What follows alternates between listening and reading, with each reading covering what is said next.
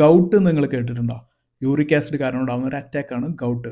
Uric acid arthritis ഒരു തരം വാദമാണ്. നമ്മുടെ കാലിൻ്റെ തള്ളവിരലിൽ ശക്തിയായിട്ട് വേദന പലർക്കും ഉണ്ടായിട്ടുണ്ടാവും. അങ്ങനെ ആയിരിക്കാം നിങ്ങൾക്ക് യൂറിക് ആസിഡ് ഉണ്ട് എന്നുള്ളത് ആദ്യമായിട്ട് കണ്ടുപിടിച്ചിട്ടുണ്ടാവുക.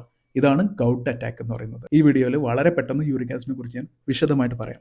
യൂറിക് ആസിഡിന്റെ പ്രധാനമായ 4 കാരണങ്ങളാണ് പ്യൂരിൻസ് അടങ്ങിയിട്ടുള്ള ഭക്ഷണങ്ങൾ കൂടുതലായിട്ട് കഴിക്കുന്നത്. ഷുഗർ കൂടുതൽ കഴിക്കുന്നത്, ഷുഗർ ആഡ് ചെയ്തിട്ടുള്ള ജ്യൂസ് കുടിക്കുന്നത്, കോള കുടിക്കുന്നത്, ബിയർ കുടിക്കുന്നതൊക്കെ, വെള്ളം വളരെ കുറച്ച് കുടിക്കുന്ന ആൾക്കാർ, ഡീഹൈഡ്രേഷൻ യൂറിക് ആസിഡ് ഗൗട്ടൊക്കെ കൂട്ടാൻ കാരണമാകും. നിങ്ങൾക്ക് കിഡ്നി ഡിസീസ് ഉണ്ടെങ്കിൽ യൂറിക് ആസിഡ് കൂടും.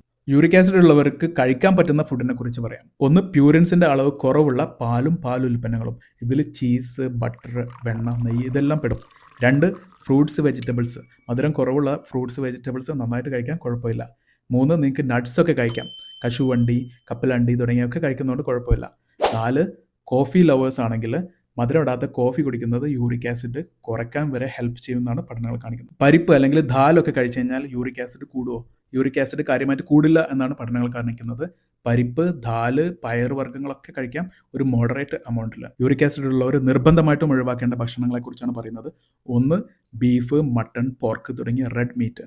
റെഡ് മീറ്റിൻ്റെ ഓർഗൻസ്, ലിവർ, കിഡ്നി, ഹാർട്ടൊക്കെ തീർച്ചയായിട്ടും കഴിക്കാൻ പാടില്ല. സീ ഫുഡ്, പ്രോൺസ്, ചെമ്മീൻ, ഞണ്ടൊക്കെ പരമാവധി ഒഴിവാക്കണം.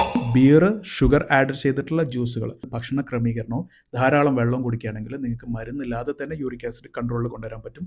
യൂട്യൂബിൽ ഒരു ഡീറ്റെയിൽഡ് വീഡിയോ ഇട്ടിട്ടുണ്ട്, ചെക്ക് ചെയ്ത് നോക്കാം.